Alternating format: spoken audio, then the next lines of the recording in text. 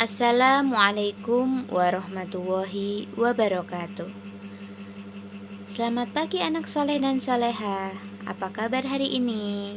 Semoga pada pagi hari ini kita semua dalam keadaan sehat dan senantiasa dalam lindungan Allah Subhanahu wa Ta'ala. Amin ya Robbal 'Alamin. Anak-anak, sebelum kita memulai pembelajaran pagi hari ini, mari kita bersama-sama mengucapkan basmalah. Bismillahirrahmanirrahim.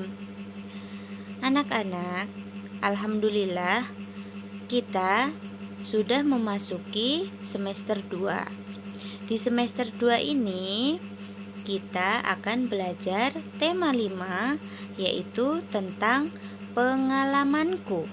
Subtema 1, pengalamanku di rumah. Nah, pengalamanku. Setiap orang pasti memiliki pengalaman. Pengalaman dapat diperoleh di mana saja, seperti di rumah, sekolah, tempat bermain, dan juga tempat wisata. Nah, seperti pada gambar di samping ini, di bawah ini ya anak-anak. Gambar yang ke-1 adalah contoh pengalaman di rumah, yaitu sedang melakukan kerja bakti.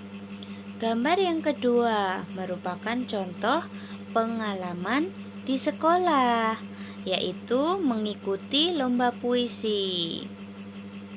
Pengalaman yang ketiga yaitu adalah pengalaman di tempat bermain. Sedangkan gambar yang keempat adalah contoh pengalaman di tempat wisata.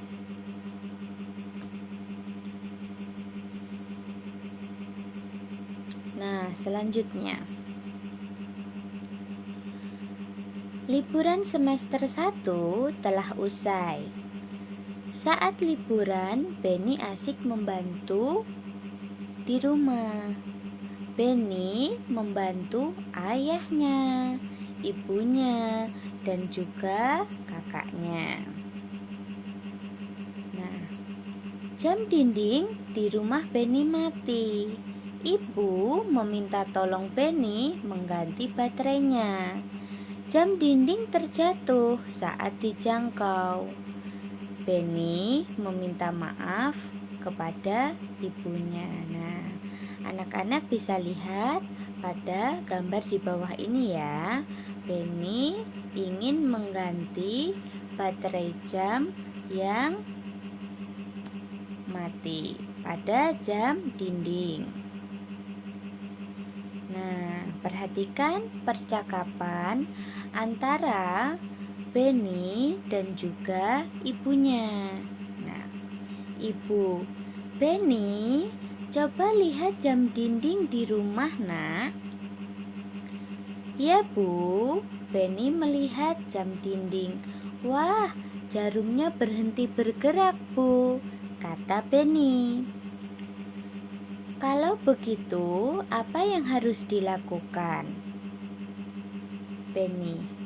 Benny harus mengganti baterai dengan yang baru, Bu, kata Benny. Ibu, maukah Benny mengganti baterainya? Mau, Bu. Benny naik di atas tangga. Ibu, hati-hati ya, nak. Benny, ya, Bu.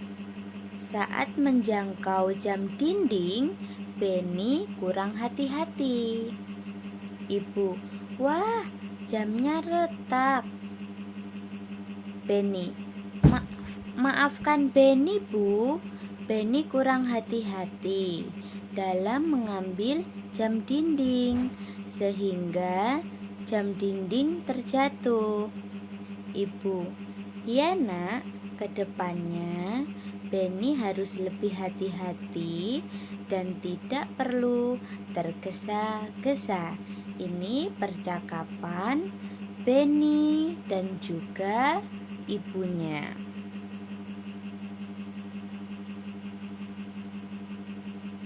Nah, dari percakapan di atas, kita dapat membuat pertanyaan. Nah, apa pertanyaannya? Nih, apa yang terjadi dengan jam dinding? Nah, kira-kira apa yang terjadi? Jam dinding berhenti bergerak dan jatuh. Selanjutnya, siapa yang mengambil jam dinding? Siapa tadi yang mengambil jam dindingnya? Iya, Benny. Kemudian yang ketiga, mengapa jam dinding jatuh? Mengapa? Karena Benny kurang berhati-hati. Bagaimana cara mengambil jam dinding? Bagaimana kira-kira tadi cara mengambil jam dindingnya? Nah, dengan menggunakan tangga. Jadi si Benny-nya manjat dengan menggunakan tangga. Nah, ini adalah kita bisa membuat yang namanya pertanyaan sekaligus dengan jawabannya. Nah, Benny telah menjatuhkan jam dinding. Apa yang dilakukan Benny kepada ibunya? Nah, setelah menjatuhkan jam dinding, maka Benny meminta maaf kepada ibunya. Nah, perhatikan percakapan antara Benny dan juga ibunya. Ini merupakan contoh kalimat yang santun, menggunakan kata-kata dan juga bahasa yang santun. Nah, nih Benny. Maafkan Benny ya, Bu. Benny sudah menjatuhkan jam dinding. Jam dinding di rumah menjadi rusak, kata si Benny. Kemudian ibu menjawab, "Ya nak, tidak apa-apa. Ibu sangat berterima kasih karena kamu sudah menolong ibu. Lain kali hati-hati, kamu tidak perlu tergesa-gesa." Ini adalah contoh kalimat yang menggunakan kata-kata yang santun. Nah, selanjutnya kita akan membahas tentang kalimat permintaan maaf. Nah, jika kita melakukan kesalahan, apa yang harus kita lakukan? Ya, ketika kita melakukan kesalahan, maka kita harus meminta maaf. Kalimat permintaan maaf biasanya diucapkan bila kita melakukan kesalahan. Nah, untuk meminta maaf itu kita juga harus menggunakan kalimat yang santun saat mengucapkan kalimat permintaan maaf. Jadi minta maafnya nggak boleh dengan berteriak-teriak atau dengan nada yang tinggi.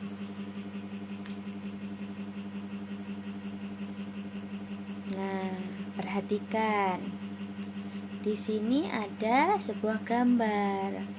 Fanny, maafkan aku ya, sudah menghilangkan bonekamu, ucap Benny.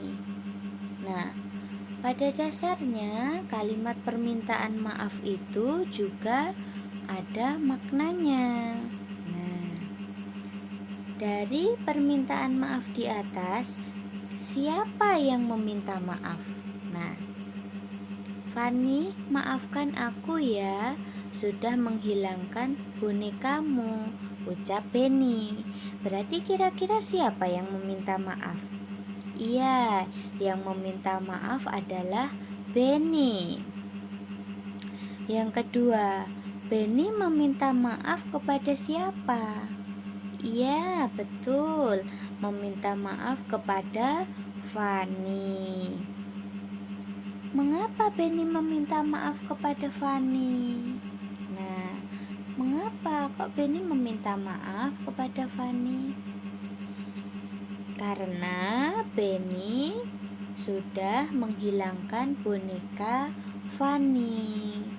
Ya, nih jadi kalimat minta maaf di atas maknanya adalah Benny meminta maaf karena sudah menghilangkan bonekanya Fani. Nah, itu tadi pembelajaran kita pada pagi hari ini ya anak-anak. Semoga dapat dipahami dan disimak ya. Walaupun kita masih belajar daring dari rumah, anak-anak juga harus tetap semangat, semangat dan semangat. Tetap jaga kesehatan juga. Wabillahi taufiq wal hidayah. Wassalamualaikum warahmatullahi wabarakatuh.